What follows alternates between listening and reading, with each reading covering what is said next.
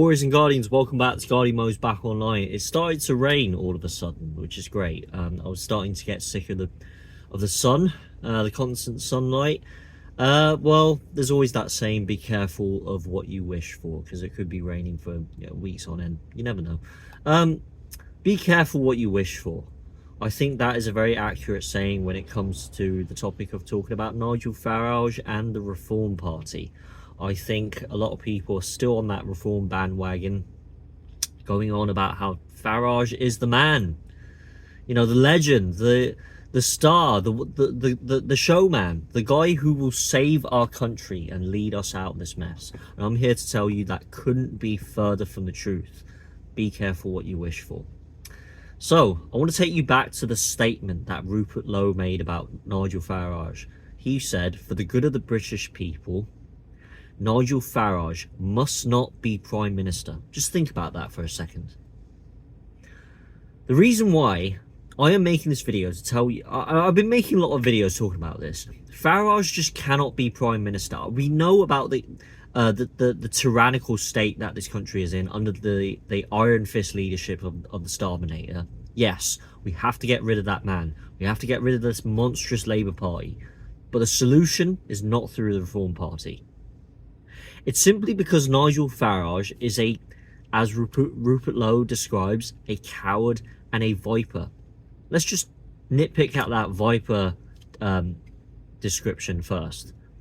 How can you trust a man who has not once, not twice, but repeatedly betrayed his members, his colleagues, people that he's associated with in the past, especially with this Rupert Lowe debacle? But repeatedly, over the course of many years. If you take a walk down memory lane, I know I'm repeating myself, just take a walk down memory lane and do your research around what he did to the UKIP party during the Brexit campaign, during the Brexit referendum, sorry. The way that he sabotaged that party, imagine how UKIP would be incredibly successful, the position that they'd be in, if not for Farage's actions. He completely twisted the party into something else. When UKIP was trying to further their narrative into talking about the rising problem of Islamism and illegal migration, Nigel Farage simply backed away.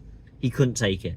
And he sabotaged the party. I can't go into detail as to exactly how it went, but you can do your research. Listen to what Catherine Blakelock and Jared Batten had to say about him.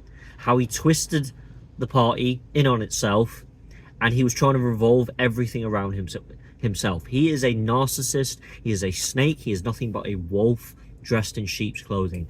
Everything revolves around him. He is nothing but... He thinks himself as a messianic figure. And you cannot trust individuals like that. They make everything about themselves. They don't delegate power or authority to their colleagues, to competent, capable individuals. That is why the Reform Party is not democratized. As Ben Habib has repeatedly called for, you have to have a party that is democratized, where the authority and power is split up and is segregated. It's split amongst divisions and ranks, so that people within the Reform Party, prominent members, have their fair share of power. They have their say, and they can make suggestions, they can come up with ideas, and they can table discussions. Not every decision and policy has to rain down from the top, from Nigel and Zia Youssef. This is not the way to run a party. This is not the way to make important decisions. Ben Habib puts it right.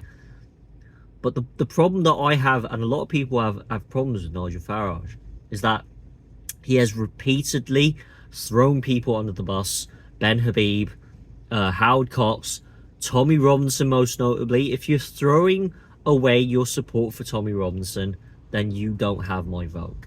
As simple as, you can't serve two masters. You can't serve both Tommy Robinson and Nigel Farage. All he cares about are his establishment buddies, his own personal financial reputation, himself, me, and that's it. He couldn't give a damn about the working class. You cannot allow a man like Nigel Farage to be Prime Minister. Imagine the power that he would be able to wield, the British state under his control. He will lead it he will lead the Reform Party and the country under a fascist state, given the observations that we're making of him now, the way that he's been doing things. Rupert Lowe challenging the leadership, talking too much about mass deportations and illegal immigration, propping up his head up a bit too much, a bit higher than Nigel Farage. Tall poppy syndrome. Let's kick him out. Let's defame him. Let's report him to the police. Let's make up these fabricated stories so that we can undermine his credibility and destroy his reputation. That is exactly the man that Nigel Farage is, and Zia Yusuf as well. It's the extent of damage that he has caused towards Rupert. He has inflicted towards Rupert Lowe. This kind of damage. If he doesn't apologise for it sincerely, then he's not a man to be trusted. He is not serving the interests of the British people. It's as simple as that. And then you have people like press and journalists going on about how Ben Habib and Rupert Lowe are moaning and whining about the whole issue, how they were kicked out of Reform and they can't have their fair share of power anymore. These kinds of moves from the Reform leadership, this is nothing but sabotage and betrayal. This is not a party that we can get behind. And also, considering how Reform, everyone's kind of hedging their bets on Reform to deal with the migration problem, I'm here to tell you they couldn't give a damn about the migration problem. Yes, they say a lot of colourful things and they bring up a lot of attractive ideas and attractive announcements on how they're going to deal with the boats and they're going to deal with the illegal immigrants. Have you ever noticed Nigel Farage and all these mouthpieces for Reform, Matt Goodwin, who else? Yeah, all of these Reform members, they don't. Darren Grimes, that's it. They never actually go into the dirty details of how illegal immigration has such a massive impact on the UK, as well as mass, uncontrolled, legal migration that was brought in by the Tories. Because you have to talk about the constant state of knife crime, the ramping up of extreme acid attacks, crime, terrorist attacks, the degradation of social cohesion, our infrastructure crumbling, buildings looking like they haven't been taken care of in 10 years. All of this is connected, but you never hear it from Matt Goodwin, from Nigel Farage. They've got their YouTube channels stashed with video after video talking about the problem of mass uncontrolled migration and how it's a problem for the United Kingdom, but they never actually talk about the dirty details. People stabbing at each other with kitchen knives, acid attacks, and a whole litany of problems that we're having in regards to crime. And oh, I've forgotten, the religion of peace. They never seem to mention that. Have you noticed Matt Goodwin, Darren Grimes, Nigel Farage, Richard Tice, Lee Anderson, they never go into that specific point about the religion of peace. You know why? Because Farage doesn't want to politically alienate the whole of Islam, the religion of peace, because we will lose. He's basically brought about this defeatist mentality to Reform. He has basically implied that he has surrendered to the Muslim vote. He's surrendered to the religion of peace. In order to get Reform the numbers, he has to appease the Muslim vote and pander to the ethnic minorities. It's these defeatist individuals that attract defeatist people who support Reform. People out there on X, on YouTube, June Slater, that Smitten Kitten, and people like Alex Phillips and Andre Walker, most notably, talking on about how we have to bang on the drum, support Reform, or it's a vote for Labour. We've got 4 more years to save this country. It's either through Reform or we're going bust. It's Nigel Farage's way or the highway. Is this really something that you can get behind? This is the man that you call your future Prime Minister. He won't touch the religion of Islam, the religion of peace.